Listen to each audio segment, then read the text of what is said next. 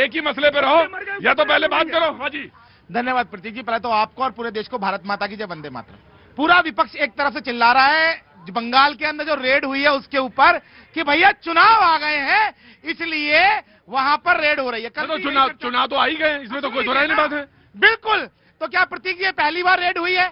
मैं आपके सामने अगर मुझे सिर्फ 60 सेकंड दे दे तो 2016 से 2026 तक की रेड का पूरा खाका रख देता हूं मैं आपको।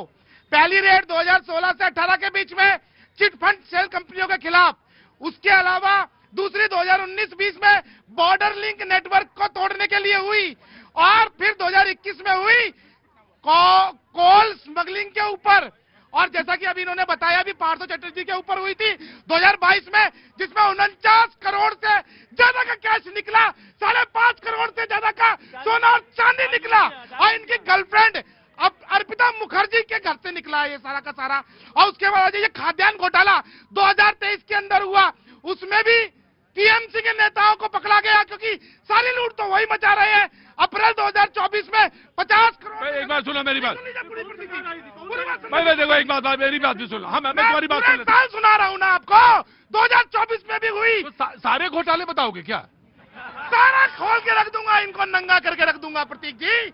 उसके बाद 2024 जनवरी के अंदर शाहजाद शेख के ऊपर जब अरेस्ट करने गई तब भी ईडी की जो टीम थी उस पर टीएमसी के गुंडा ने हमला किया था। अरे ठीक है यार, मुझे मेरी बात मुझे मालूम है। तब कौन से चुनाव थे? 24 में कौन सा चुनाव था? 23 में कौन सा था? 22 में कौन सा था? असलियत यह है कि ये लोग एजेंसियों को काम नहीं करने देते, अपने अपने घरों में 50-50 करोड़ रुपया कैश रखते हैं, 10-10, 20-20 किलो सोना रखते हैं ये लोग। और अब जब ईडी फोड़ के निकाल रही है तो जमीन लगी फटने। जी, मैं आया कोडिन सिरप पर नहीं, अब दूसरी भैया टेलीप्रॉम्प्टर से ऊपर उठो, थोड़ा सा व्हाट्सएप यूनिवर्सिटी से ऊपर उठो। अभी बात ये, अरे प्रभु, राहुल गांधी पर कहाँ जाते हो? नहीं, फिर जान के प्रधानमंत्री को सुनवाओगे, फिर प्रधानमंत्री को सुनवाओगे खामखा, फिर प्रधानमंत्री को सुनवाओगे खामखा मेरे से। फिर मैं शुरू कर दूंगा ना लेके क्या सिंचाई कौन बनाता था, मगरमच्छ कौन पकड़ता था, खामखा सुनवाते हो प्रधानमंत्री को। शांत रहो, जिस मुद्दे पर बहस है वही चलने दो। कोडिन कफ सिरप, बच्चे मर गए, एक शब्द बोलने को तैयार नहीं कोई। आज शुभम जायसवाल कैसे भाग गया देश से, बोलने को तैयार नहीं। सवाल इस बात का है, दूषित पानी पीने से इंदौर में, जिसको स्वच्छ शहर का दर्जा लगातार 5-6 वर्षों से दे रहे थे, गांधीनगर जहां से माननीय गृह मंत्री आते हैं, वहां बच्चे दूषित पानी पीने से मरते हैं, कोई जवाब नहीं, सुई प्रोटेक्शन नाटा। न मीडिया पूछती है, न कोई बोलने को तैयार है। हम जब पूछते हैं तो हमसे क्या कहा जाता है?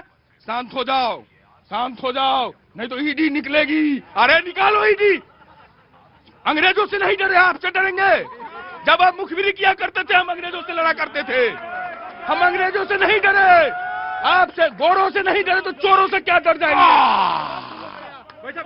हाँ, इलेक्शन के बाद हजारों महिलाओं के साथ रेप हुआ तो न सोनिया गांधी बोली और न ही देखो, सुनोगे भाई, सुनो, बनर्जी बोली, सिकन तक नहीं आई। उस वेस्ट बंगाल में जहां हजारों महिलाओं के साथ रेप हुआ, तब ये कांग्रेस के लोगों को रेप समझ में नहीं आता था।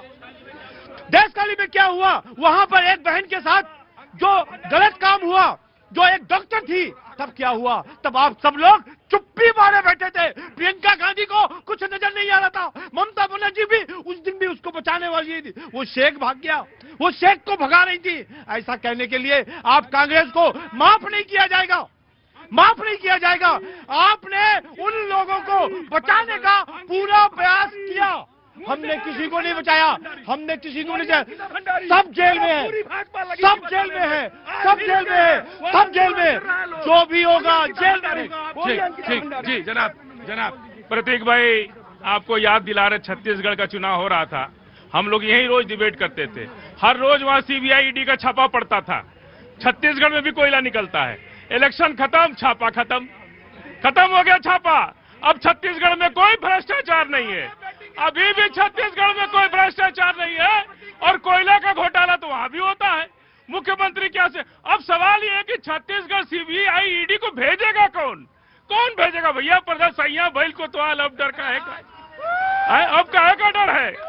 अब तो सीडीबीआई के जा नहीं सकता छत्तीसगढ़, अब कहां जाएगा? बंगाल जाएगा। अभी बहन कह रही थी कि लालू यादव, अरे लालू यादव दिखाई देगा और कोई नहीं दिखाई देगा। उत्तर प्रदेश में 5 लाख आयुष्मान कार्ड फर्जी बन गया, 5 लाख आयुष्मान कार्ड फर्जी बन गया और 5000 शादियां फर्जी हो गई। अकेले बलिया में 20 शादी फर्जी हो गई। ये हालत है, कभी अब ईडी सीबीआई का मालिक ये देश है कि नरेंद्र मोदी है, यही नहीं पता चल रहा है। लालू प्रसाद यादव का नाम बार बार लिया जाएगा क्योंकि कोर्ट ने उन्हें दोषी साबित किया है। उन पे अभी आरोप नहीं तय हुए हैं या कोई उन पे आरोप लगाया नहीं गया है। एक बात, एक चारा घोटाले में है, पता होना चाहिए। दूसरी बात, जो ये बार बार ईडी सीबीआई पे ये आरोप लगाते हैं, सिर्फ 3% अगर ये हम टेन्योर ले एनडीए का 2014 से, सिर्फ 3% ही पॉलिटिकल पार्टीज पे केसेस है। 97% तो नॉन पॉलिटिकल पार्टीज पे है जिसका कॉन्विक्शन। ये देखो, ये कह रहे हैं कि इतना सफाई देने के इनको ये सब ये जो आप सुनो मेरी, नहीं सच्चाई से नहीं, ये जो पढ़ी लिखी बात करते हो इससे नहीं मतलब है कोई, बगैर पढ़ी लिखी वाली बात करो। हाँ ठीक है, तो 96.7% कन्विक्शन रेट है। अगर ईडी सीबीआई करोड़ों अरबों का काला धन जब्त कर रही है तो इनके पेट में मरोड़ यही है। देखो ये काम है, ये एक मिनट को, यही काम ये वहां करते हैं और यही काम ये यहाँ करते हैं।